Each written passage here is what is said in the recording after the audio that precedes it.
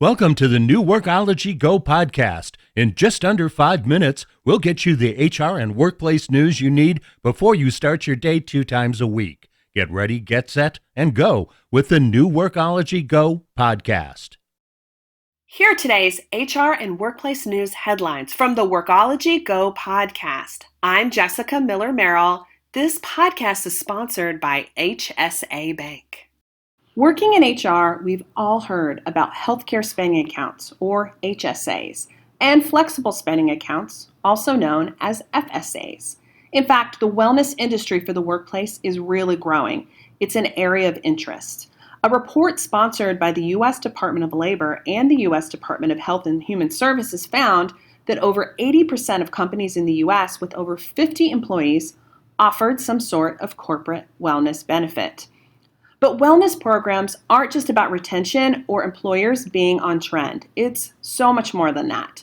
Companies that focus on wellness reap solid financial benefits. A report from Harvard Business School found that for American-based companies, their medical expenses fell by $3.27 for every dollar spent on wellness programs, and that employee absenteeism expenses also fell by $2.73. Today's article comes from SHRM and is titled, Lifestyle Spending Accounts Add an Option to the Benefits Mix. Maybe you haven't heard about lifestyle spending accounts, or LSAs. LSAs are funded by employers with money that is taxable as income to employees when they spend it, unlike the tax advantages of HSAs, FSAs, and HRAs, for which withdrawn funds are not taxable. LSAs are used for things like yoga classes, gym memberships, nutrition counseling, life coaching, and even food supplements. I'm an avid floater. I use float therapy as my meditation. Should you consider adding additional benefits like an LSA? How do you know it's the right benefit or what your employees want? Christina Duffield-Bittner, who is a nutrition coach, talks about how to promote, develop, and encourage workplace wellness that aligns with what your employees need. Yeah, I think it's great. It starts at the HR level or even higher up to notice that we need healthy behaviors, or some of the employees are really getting sick in the hospital or whatever it may be. But then we also have to look back and say, okay, a person will not take steps toward their health if they are pressured. I've seen that so many times with my clients. They will take a step when they're ready on their timing.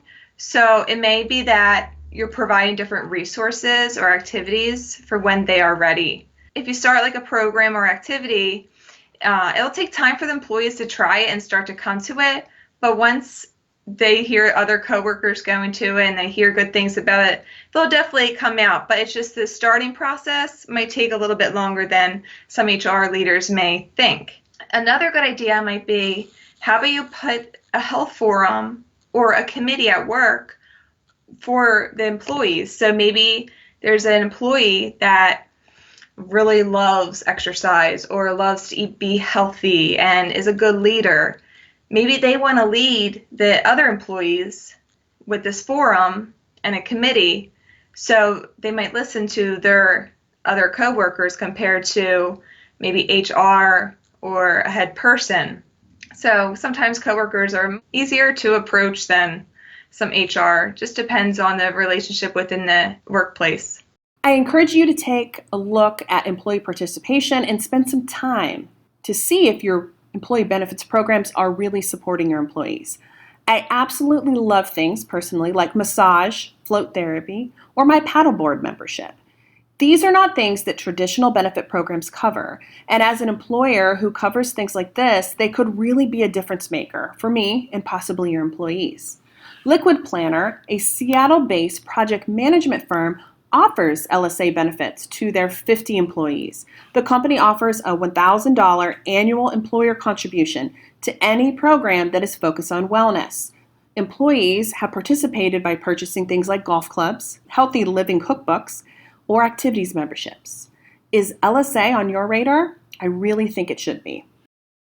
With health savings accounts, flexible spending accounts, health reimbursement arrangements, COBRA, and commuter benefits, HSA Bank is simplifying the health account experience for over 35,000 employers and 2.7 million members alike, inspiring everyone to own their health.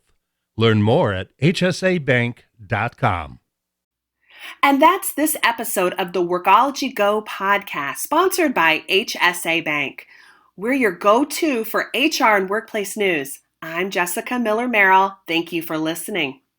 To learn more about the Workology Go podcast, subscribe to us on Apple, Google, and Stitcher. Our podcast is also available on Alexa and Google Home. Learn more at workology.com/Go podcast and access this episode's resources, links, and reports for more information.